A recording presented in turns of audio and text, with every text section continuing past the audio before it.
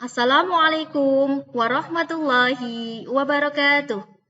Anak-anak yang soleh-solehah, bagaimana kabarnya hari ini? Semoga kita selalu dalam lindungan Allah Subhanahu wa Ta'ala, dan semoga kita selalu sehat dan semangat dalam menuntut ilmu. Anak-anak, hari ini bertemu lagi dengan Bu Ima. Pada kesempatan hari ini, kita akan belajar mata pelajaran Pendidikan Agama Islam dan Budi Pekerti. Materi yang akan kita pelajari adalah tentang aku senang melakukan wudhu. Nah, perlu kalian ketahui bahwa berwudhu ini merupakan salah satu macam dari toharoh. Jadi, toharoh atau bersuci antara lain adalah berwudhu, kemudian tayamum, istinja, dan juga ada mandi besar. Nah, berikutnya yang akan kita pelajari hari ini adalah tentang pengertian wudhu, kemudian niat berwudhu, sunnah berwudhu, hal-hal yang membatalkan wudhu, tata cara berwudhu, dan juga doa setelah wudhu. Nah, anak-anak, sebelum kita melanjutkan materi lebih jauh, ini tahukah kamu apa pengertian wudhu? Jadi wudhu menurut bahasa artinya adalah bersih dan indah. Sedangkan menurut istilah atau menurut syariat Islam, wudhu artinya menggunakan air pada anggota badan tertentu dengan cara tertentu yang dimulai dengan niat untuk menghilangkan hadas kecil. Nah, wudhu ini merupakan salah satu syarat sebelum seseorang melakukan ibadah sholat dan juga tawaf. Jadi, kalau seseorang hendak melakukan sholat tanpa berwudhu terlebih dahulu, maka sholatnya tidak akan sah. Nah, seperti ini, ada animasi Syamil, Dodo, dan juga Ali yang sedang asyik menonton TV. Tiba-tiba mereka mendengar azan berkumandang. Nah, mereka segera bergegas mengambil air wudhu dan pergi sholat berjamaah di masjid. Nah, sikap mereka ini menunjukkan sikap melaksanakan perintah Rasulullah, yaitu berwudhu terlebih dahulu sebelum melaksanakan sholat. Nah, di sini juga ada gambar. Coba perhatikan, di sini ada gambar anak dan juga ada orang-orang yang sedang melakukan wudhu. Bagaimana pendapat kamu tentang mereka? Nah, ini sikap anak atau sikap orang-orang pada gambar tersebut menunjukkan perilaku terpuji dan harus dicontoh. Mereka berwudhu terlebih dahulu sebelum melaksanakan sholat.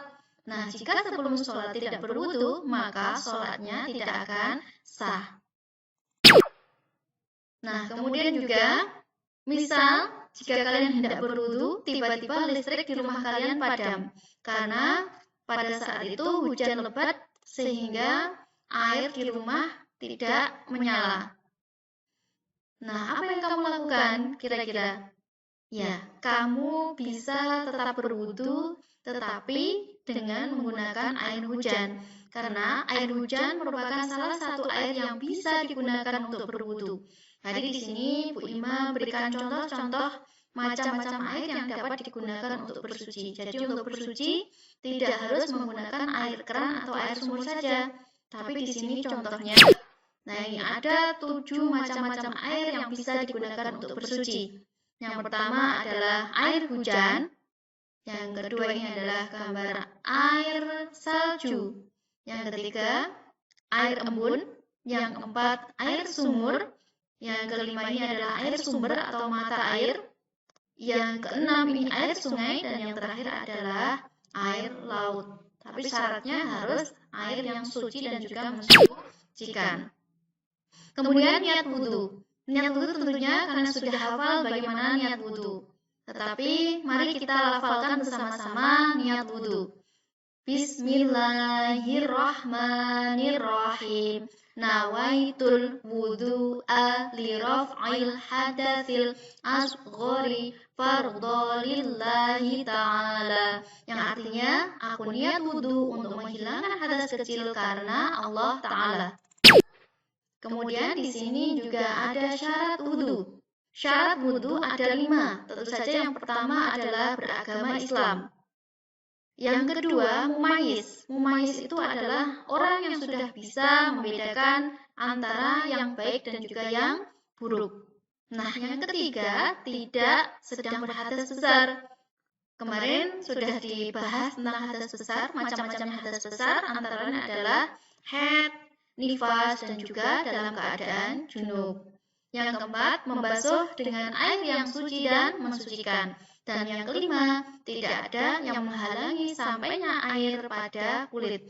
Nah, di sini Bu Ima contohkan, misal ketika kalian sedang menulis dengan menggunakan pulpen, tangan kalian terkena tintanya pulpen, maka sebelum berwudu tintanya harus dibersihkan. Karena kalau tidak dibersihkan, maka wudu kalian tidak akan sah apabila masih ada tinta yang menempel pada kulit, karena tinta itu berarti ada sesuatu yang menghalangi sampainya air pada kulit. Nah, berikutnya rukun wudu. Rukun wudu ada 6. Nah, rukun itu merupakan sesuatu yang harus dikerjakan dalam berwudu. Apabila rukun ini ditinggalkan, maka wudunya tidak akan sah. Nah, rukun wudu yang pertama adalah niat wudu, yang seperti yang tadi kita lafalkan. Kemudian yang kedua, membasuh muka atau membasuh wajah. Yang ketiga, membasuh kedua tangan sampai siku-siku. Yang keempat, menyapu sebagian rambut kepala. Yang kelima, membasuh kedua kaki sampai mata kaki. Dan yang keenam adalah tertib atau berurutan. Ini nanti akan kita bahas.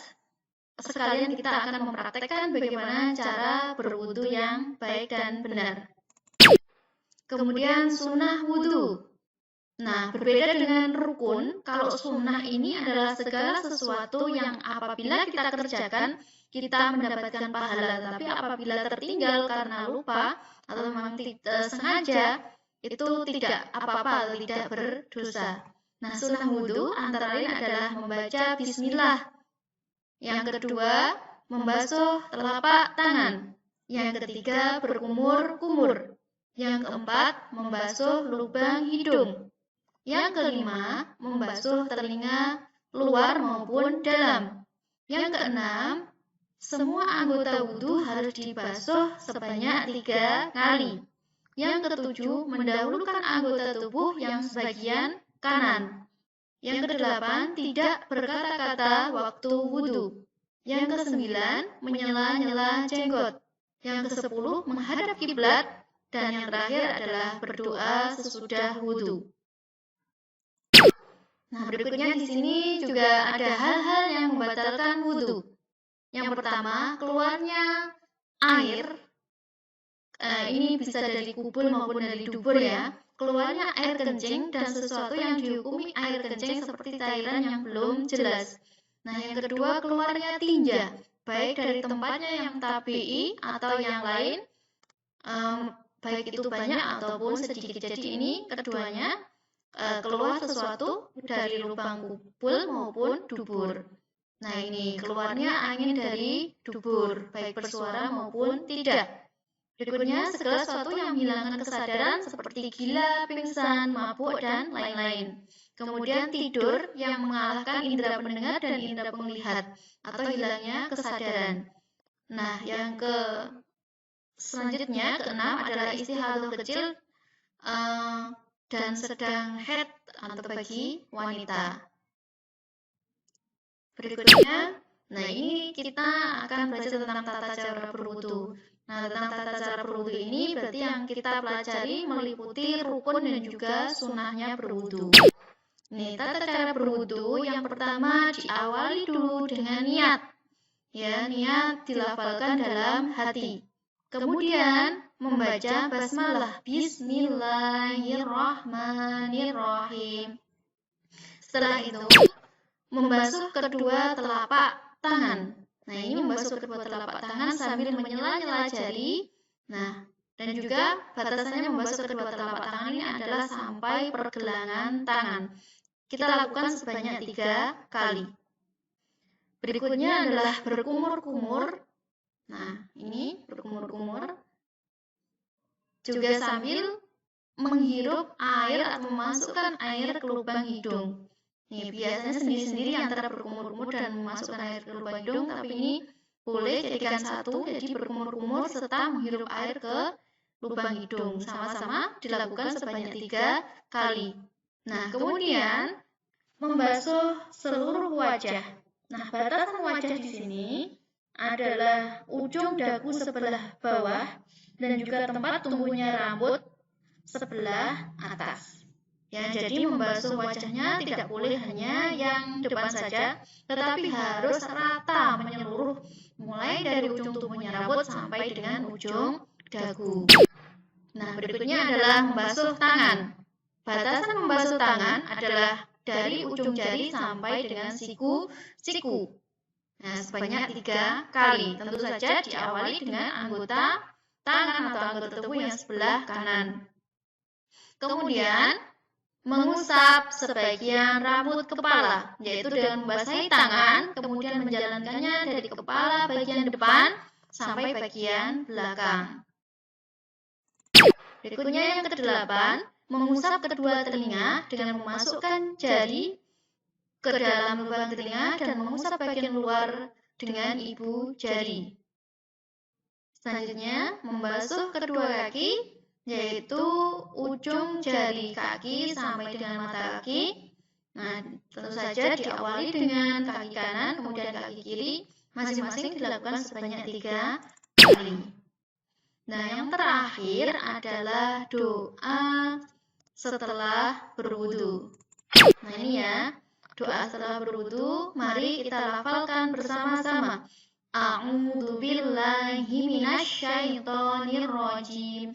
Bismillahirrahmanirrahim.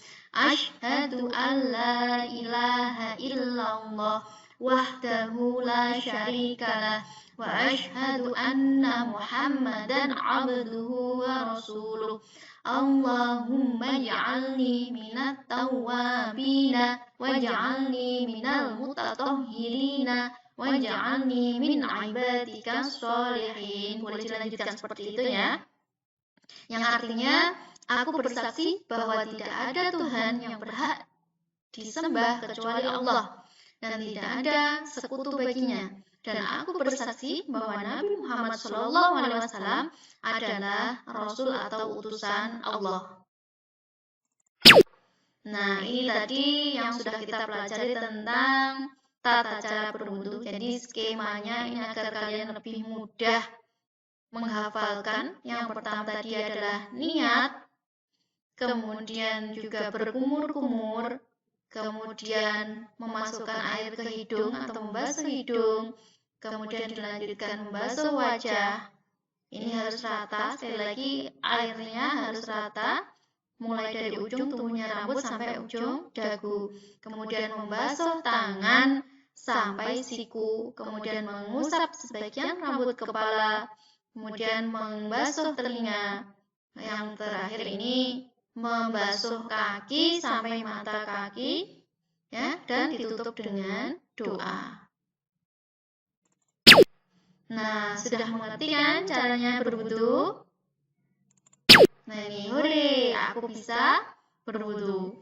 Nah, anak yang soleh-solehah, itu tadi materi kita tentang berwudu. Nah, coba kalian praktekkan di rumah tentang materi yang sudah kita pelajari hari ini, bagaimana cara berwudu yang baik dan benar.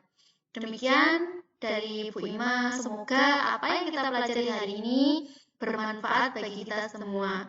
Wabillahi taufiq wal hidayah. Wassalamualaikum warahmatullahi wabarakatuh.